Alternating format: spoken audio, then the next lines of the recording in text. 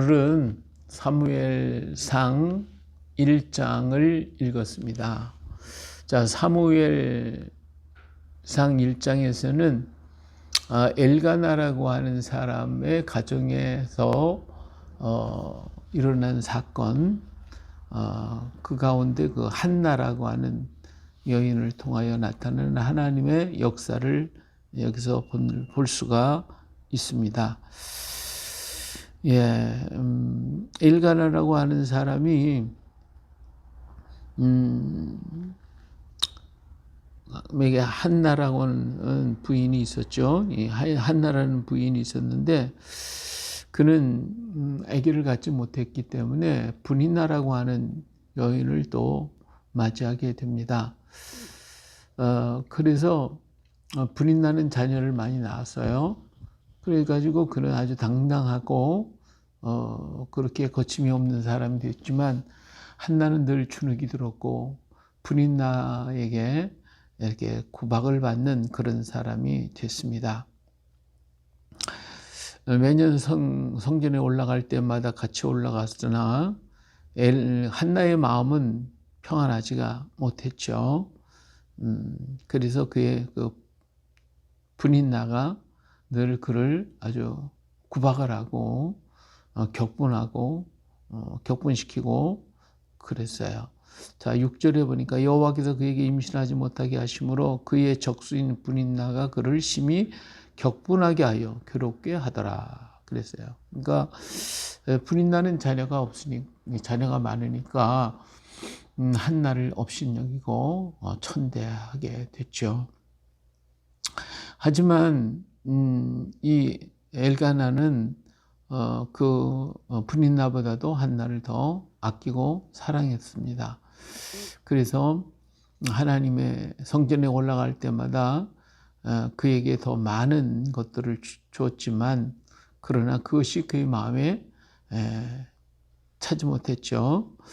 7절에 보니까 매년 한나가 여호와의 집에 올라갈 때마다 남편이 그같이 하며 분인나가 그를 격분시키므로 그가 울고 먹지 아니하더라. 그래서요, 5절에 보면 한나에게 갑절로 예물을 두고 그랬지만 이럴수록 분인나는 한나를 더 구박을 했고 이것 때문에 한나는 굉장히 괴롭고 슬프지 않을 수가 없었습니다. 자, 8절에 보니까 그의 남편 엘가나가 그에게 이르되 한나여 어찌하여 울며 어찌하여 먹지 아니하며 어찌하여 그대의 마음이 슬프냐 내가 그대에게 10아들보다 낫지 아니하냐. 이렇게 위로하지만 한나의 마음은 위로받을 수가 없었습니다. 역시 성전에 올라가는 날이 됐는데 그들이 실로에서 먹고 마신 다음에 한나는 마음에 결심을 하고 하나님의 전에 나아가게 되죠. 그래서 하나님 전 문설주 하나님의 전에 나갔는데 그때 거기에 제사장이 엘리 제사장이었습니다.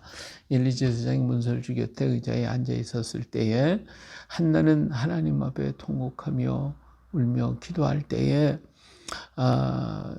그걸 이렇게 밖으로 표현하지 못하고 그냥 마음으로 막 이렇게 울며 그냥 입으로만 부글부글 막 격동하고 있으니까 엘리가 가만히 쳐다보니까 뭐라고 소리를 지르고 외치는 게 아니라 속에서 북받쳐 오르는 그것을 가지고 하는데 마치 꼭 술 취한 사람 마냥 그렇게 막 벅벅대고 있단 말이에요. 그러니까 엘리가 뭐라고 그러냐면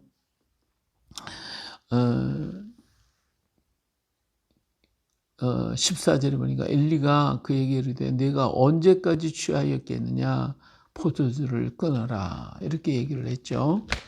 옆에서 볼 때 꼭 뭐 그냥 술 취한 미친 사람 같이 막 그냥 정신없이 막 그냥 한나는 지금 막 취해서 막 움직이는 같은 그런 모습을 하고 있어요. 그렇지만 한나의 마음은 너무 격동스러우니까 어떻게 감당이 안 되는 거죠. 하나님 앞에 자기의 마음을 토로하며 하나님 나에게 아들을 주시옵소서.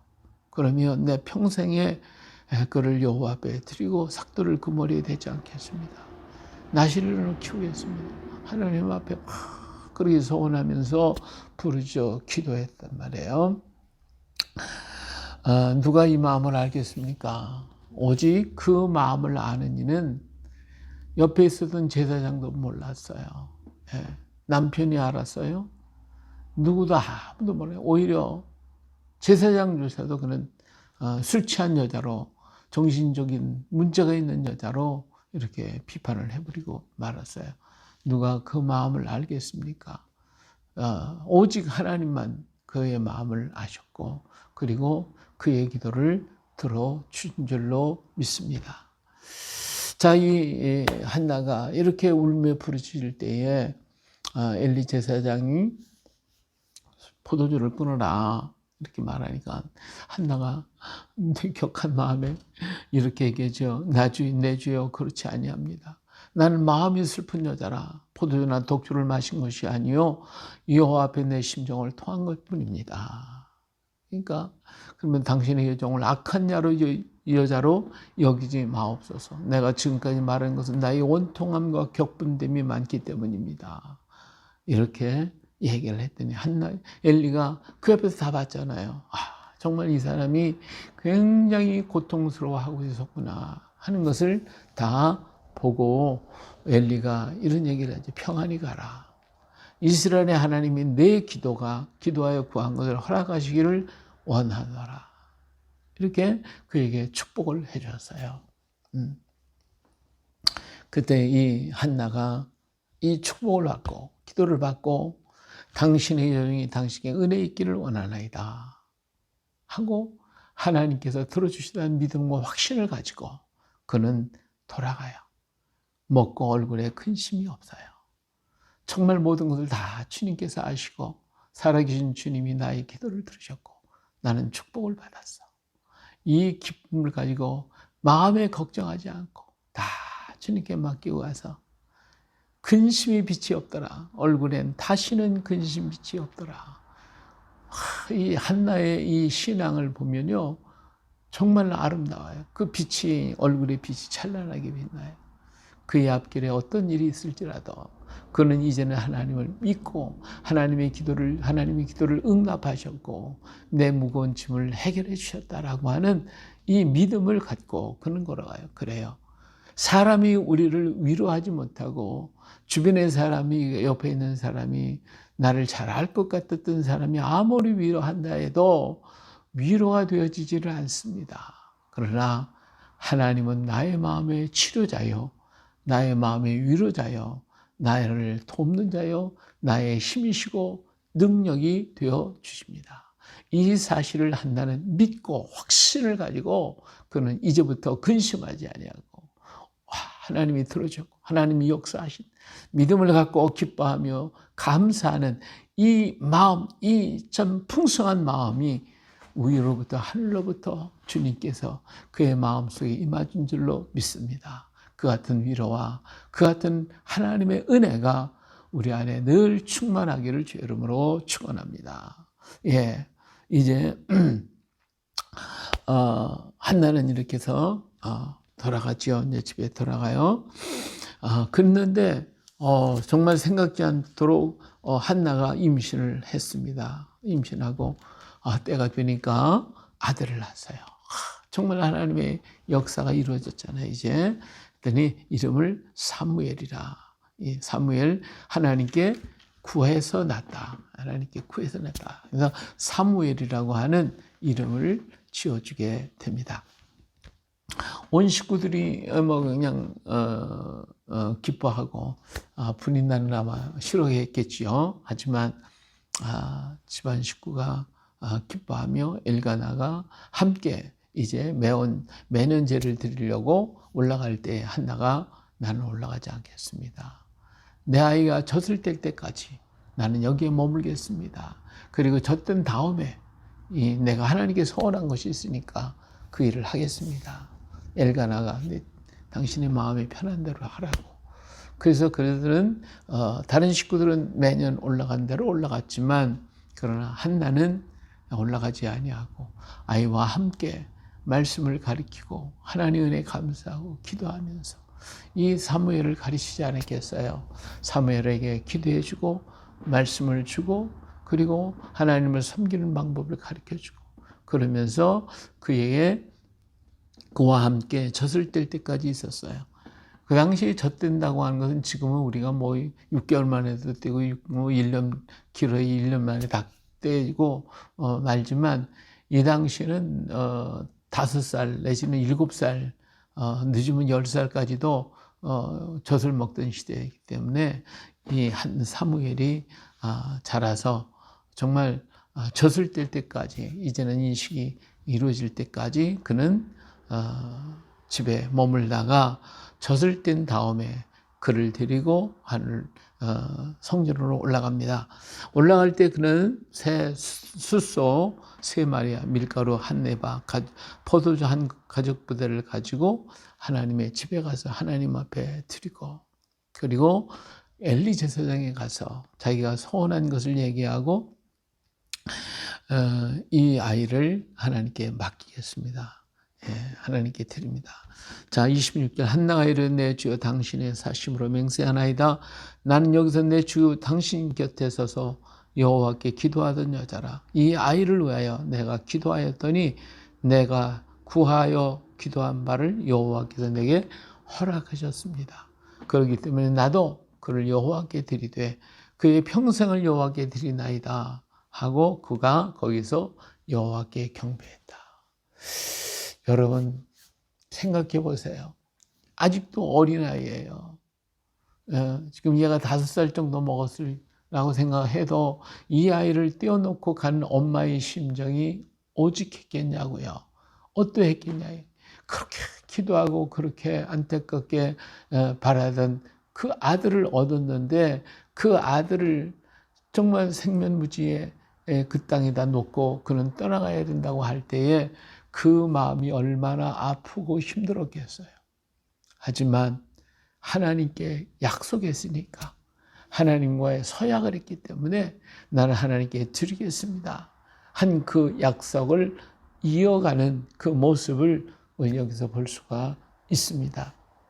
정말 신실하신 하나님의 일꾼인 것을 우리는 보게 됩니다.